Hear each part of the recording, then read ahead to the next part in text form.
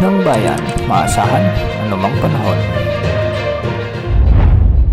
Magandang oras po sa ating lahat. Narito ang latest update ukol sa binabantayan nating si Bagyong si Enteng. Sa kasalukuyan ay patuloy na binabagtas ni Bagyong Enteng ang kalupaan ng Northern Luzon. At sa mga susunod na oras ay posible na itong tawirin ang Luzon Strait. Sa kasalukuyan ay nagdadala pa rin ito ng malalakas na pag-ulan. At dahil ito sa pinagsamang epekto ng Bagyong Enteng at ng southwest monsoon o habagat. Sa ngayon nga, asahan ang malalakas na pag-ulan sa may Occidental Mindoro, Oriental Mindoro at Northern Palawan kasama ng Calamian at Cuyo Islands. Kasama na rin ang Cagayan Silio Islands. Ang mga lugar na ito ay posibleng makaranas ng heavy to intense rain sa mga oras na ito. Samantala magiging maulan din sa nalalabing bahagi ng Palawan na posibleng makaranas ng 50 to 100 mm na mga pag-ulan. Ngayong araw, September 3, asahan naman ang mga heavy to intense rains o mula 100 to 200 mm sa mga pag-ulan sa Occidental Mindoro, Northern Palawan, kasama na ang Calamian, Cuyo at Cagayan Silio Islands, Zambales at Bataan. Samantalang magiging katamtaman hanggang sa may mga malalakas na pag-ulan naman sa may Metro Manila, Calabarzon at nalalabing bahagi ng Palawan, Romblon, Tarlac, Pampanga, Nueva Ecija at Bulacan.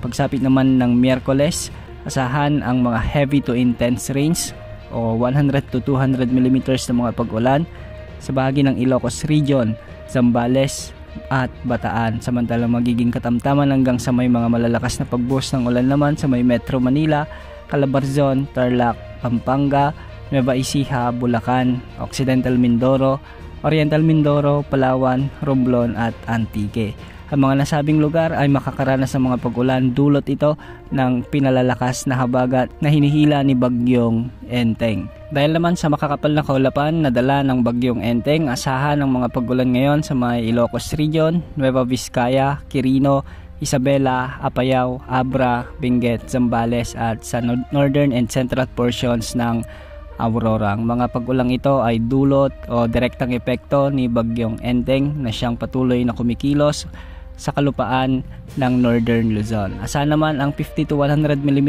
na mga pag-ulan sa Bataan, Tarlac, Nueva Ecija at nalalabing bahagi ng Cagayan Valley at Cordillera Administrative Region. Kaya sa mga kababayan natin na ilang oras nang inuulan, maging alerto at mag-ingat po sa banta ng mga pagbaha at pagguho ng lupa.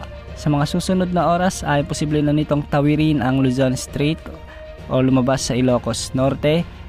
Bukas ng umaga, posible naman itong lumakas bilang severe tropical storm at pagsapit naman ng Miyerkules o Huwebes ng umaga ay posible na rin itong makalabas ng ating area of responsibility at posible pang lumakas bilang typhoon category. Papalayo man sa kalupaan ng ating bansa si Bagyong Enteng, asahan na maghihila o maghahatak pa rin ito ng malakas na habagat na siyang posibleng magdulot ng malalakas na pag-ulan sa Ilocos Region at ilang bahagi ng Cordillera Administrative Region, western section ng Central Luzon, Mimaropa at ilang bahagi ng Metro Manila. Kaya sa mga kababayan natin na posibleng makaranas ng mga malalakas na pag-ulan dulot ng habagat na palalakasin ni Bagyong Enteng, mag-ingat po at maging alerto sa mga pagbaha at pagguho ng lupa. Samantala, isang panibagong sama ng panahon ang nakikita mula sa Tropical Cyclone Threat Forecast ng Pag-asa. Nakikita ito na posibleng manghatak uli ng habagat, ngunit hindi naman nakikitang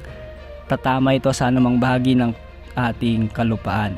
Posible itong lumapit o mabuo sa silangan ng bansa at tutungo pahilaga sa silangan ng extreme Northern Luzon sa mga susunod na araw. Sa ngayon, patuloy pa rin natin itong i-monitor dahil posible pang maraming pagbabago. Yan ang update sa lagay ng panahon. Ito po ang weather update ng bayan. Maasahan anumang panahon.